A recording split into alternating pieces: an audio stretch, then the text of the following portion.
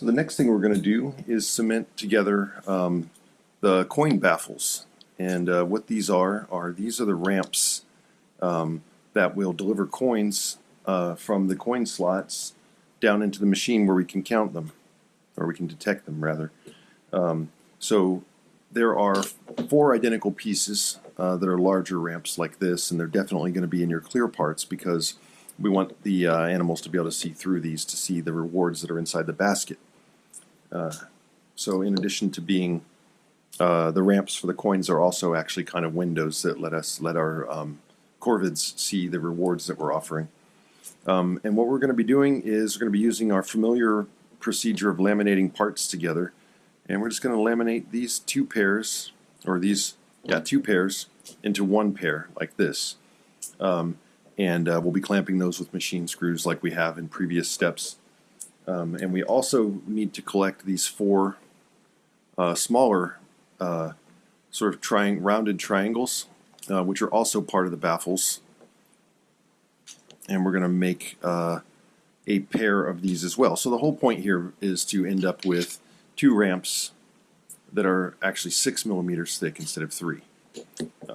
I also, over here, I have 8 10 millimeter machine screws and nuts, and I'm going to get a start on piloting these through here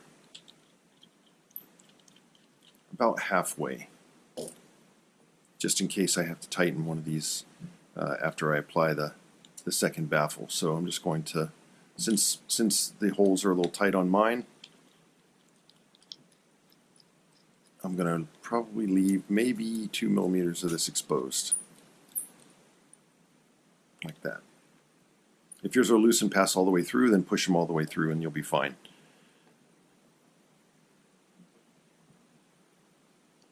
So I'm going to see, in this case, the holes are a little bit larger on this one, so that screw just passed all the way through. This one didn't, so I'm going to keep that one to just a couple millimeters.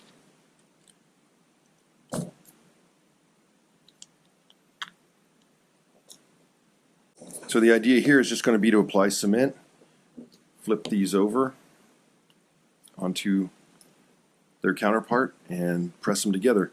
So you do need to pay attention to how you apply cement so you don't end up with cement on the wrong side. If you do, you'll have to take your screws out and reverse them, but it's not the end of the world, but if you're just careful when you start. So if I find that if I keep my baffles like this, then it's pretty easy to apply cement to this one and then just flip it into place, and then apply cement to this one and then just flip it into place like that. So that's how I'm going to do it. We'll do the large ones first and get them all done, and then we'll move on to the smaller ones, which can be a little bit more challenging. So I'm going to use another fresh applicator tip on my cement tube here. I'm going to use a decent amount of cement in the middle, and I'm going to start to slack off a little bit as I reach the outside edges. We want these to bond together into one part, but it's not a critical part of the structure, so we don't really need to use a ton of cement, just enough to bond them together. So I'm going to put a nice bead in the fat area there, but when I get out toward my edges here, I'm going to just make it a little bit of a line, like that.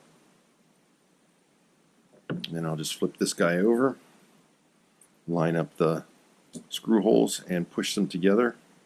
And then now I'll go ahead for this one and make sure my screws are all the way through. But I'm not going to bother with the nuts just yet. I will say this though, if a lot of cement squishes out onto the top of this, you'll want to clean that away, because this ramp right here, this part that I'm on right now, that's actually the ramp the coins roll down. But no matter what, we're going to end up sanding that a little bit later on in our process. So it's okay if you have a little bit of squish there, but the more you clean up now, the less you'll have to deal with sandpaper later. So again, I'm just going to follow the lines a little bit, put a decent blob of cement in the center there, and then this guy gets flipped over and onto these screws. Pass those through.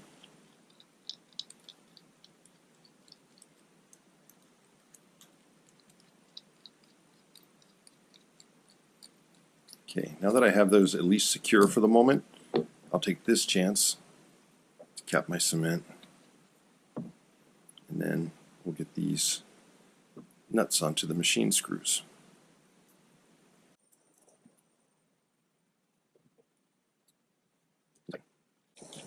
And sometimes you need your pliers and sometimes you don't. Like I think this one is going to bite the acrylic, and the screw will stop, the nut will stop turning on its own like that, but the screw still turns. That gives me a good clamp pressure. I just need to do the other one. And now that it's clamped, I'll give it a quick inspection, and to do that, I keep this little cutoff notch here in the corner, and examine this ramp surface, which looks like it's got some squish on it. So I'm going to mop some of that up with an applicator, and then I'm also going to mop the other edges here, just because keep things a little bit neater. This cement also shrinks quite a bit as it cures, so a blob that you see now will be much smaller than that when it dries. So I guess what I'm saying is, if you have little blobs that stick out, you can probably ignore them. But you will want to at least clean this ramp edge, and that's the one that's opposite this cutoff corner, because our coins want to roll down that later and we'd like to have a nice smooth ramp for them. And again, if you want, you can use your needle nose pliers to hold the nut, but I often find that's not necessary. You don't need to tighten these up too awful much, just enough to keep the parts pushed together, clamped nicely for when they dry. And my ramp here looks pretty good. I don't think, yep, doesn't need anything. So my two large baffles are done, and I'm just going to move them to the area where I'm keeping all of my cemented parts that are still curing up. Now I'm going to move on to do my smaller baffles. So just like with the large baffles, we're going to be making a set of small baffles.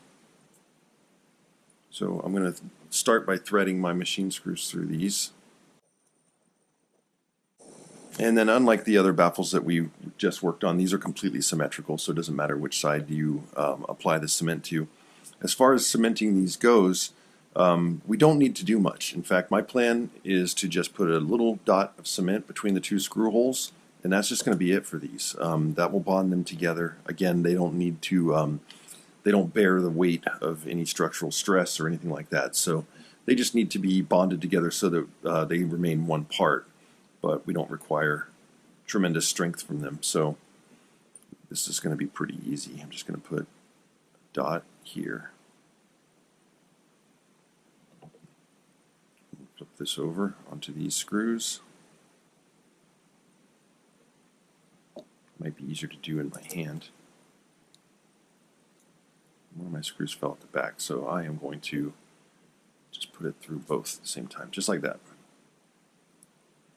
And that one can be set down for a minute while I work on this one.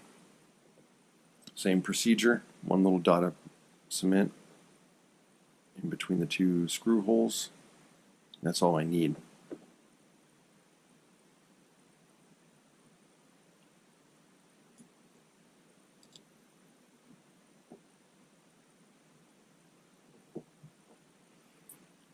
Now we do want to look for squish on these as well. There's one area where we would like to not see cement squish out. And we'll go over that once I get these together here and clamped.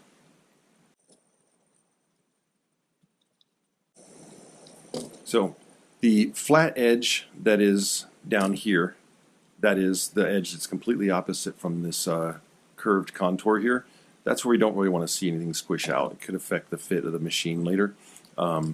If we do have that problem later, it isn't going to be that hard to fix. We're just going to sand it away.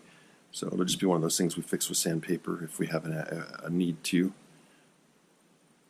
But with that, if you used a little drop of cement the same way I did, you probably will find that you don't have any squish back there. Some good clamp pressure going here with the machine screws.